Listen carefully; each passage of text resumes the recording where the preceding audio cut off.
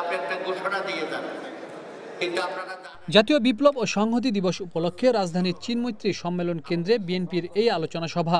এতে অংশ নেন বিভিন্ন রাজনৈতিক দলের প্রতিনিধি সহ বিশিষ্টজনেরা। আলোচনা সভার সম্মানিত সভাপতি অনুষ্ঠানে প্রধান অতিথি হিসাবে অনলাইনে যুক্ত হন বিএনপির ভারপ্রাপ্ত চেয়ারম্যান তারেক রহমান। বলেন, দর কষাকষির জন্য হাজার হাজার মানুষ রাজপথে জীবন দেয়নি। কোনো দল দুর্বল অন্তর্বর্তী সরকারকে হুমকি দিয়ে নির্বাচনের পথকে বন্ধ করতে চায় বলেও জানান তিনি। ষড়যন্ত্র নয়, বরং ফ্যাসিবাদ আন্দোলনে মাঠে থাকা রাজনৈতিক বন্ধু দলকে ২০২৬ সালের নির্বাচনের মুখোমুখি হওয়ার আহ্বান জানান তারেক। অন্তর্বর্তীকালীন সরকারকে হুমকি ধামকি না দিয়ে আগামী ফেব্রুয়ারি মাসে জনগণের মুখোমুখি হই আমরা, চলুন জনগণের মুখোমুখি আমরা সকলে হই, চলুন। নারীদের কর্মঘণ্টা ৫ ঘণ্টা করা হবে জামায়াতের আমিরের এমন বক্তব্যের কঠোর সমালোচনা করে তারেক রহমান বলেন, নারীদের কর্মঘণ্টা কমানোর কথা বলে উৎসাহিত করা হচ্ছে মালিকদের, যাতে নারীদের চাকরি না দেওয়া হয়। নারীর কর্মঘণ্টা কমানোর কথা বলে চাকরিদাতাদেরকে কি কৌশলে নারীদেরকে চাকরি না দেওয়ার জন্য কি উৎসাহিত করা হচ্ছে না? আমি যতটুকু জেনেছি, এই কথাটি প্রকাশিত হওয়ার পরে দেশের নারী সমাজ যারা বিভিন্নভাবে কর্মসংস্থানের সাথে সংশ্লিষ্ট আছেন, সেটি গার্মেন্টস হোক বা বিভিন্ন সেক্টরে হোক, তাদের মধ্যে একটি আতঙ্ক ছড়িয়ে পড়ছে। দেশের আলু চাষী শিক্ষা ব্যবস্থার দুরবস্থার কথাও তুলে ধরেন তারেক রহমান।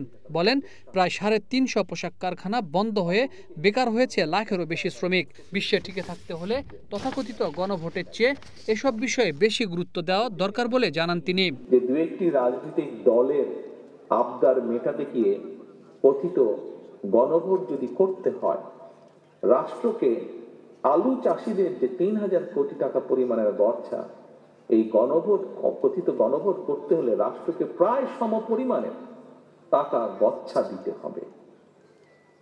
প্রিয় উপস্থিতবৃন্দ, এমন পরিস্থিতিতে লোকসানের মুখোমুখি এইসব আলু চাষীদের কাছে এই সময় গণভোটের চেয়ে মনে হয় আলুর ন্যায্য মূল্য পাওয়াটা অনেক বেশি গুরুত্বপূর্ণ। ঐক্যমত্য কমিশনে বিএনপি সবচেয়ে বেশি ছাড় দিয়েছে জানিয়ে বলেন, বিএনপি সই করা সনদ বাস্তবায়ন করবে। এখন কয়েকটি দল কিছু শর্ত জুড়িয়ে নির্বাচন বাধাগ্রস্ত করতে চায়। যারা আত্মরক্ষার জন্য আওয়ামী লীগের পেটে ঢুকেছিল গণভোটের কথা বলে, তারাই পতিত ফ্যাসিস্টকে সুযোগ করে দিচ্ছে কিনা সেই প্রশ্নও রাখেন তারেক রহমান।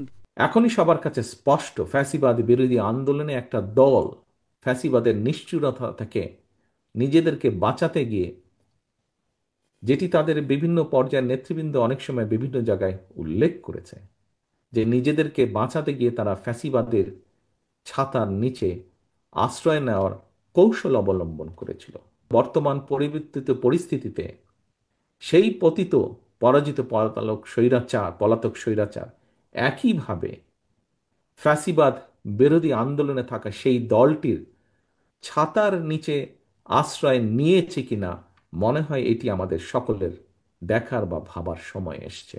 যদি কোনো দল মনে করে জোর করে দাবি আদায় করবে, তাহলে তাদের রাজনীতির বিপর্যয় হবে বলেও জানান তারেক রহমান। তারা বিএনপির বিজয় ঠেকাতে চায় বা কোনো অপকৌশল গ্রহণ করে, সেটি মনে হয় শেষ পর্যন্ত তাদের নিজেদের জন্যই রাজনৈতিক বিপর্যয়ের কারণ হয়ে দাঁড়াবে বা দাঁড়াতে পারে কিনা, সে ব্যাপারে তাদের বোধহয় সতর্ক থাকা দরকার।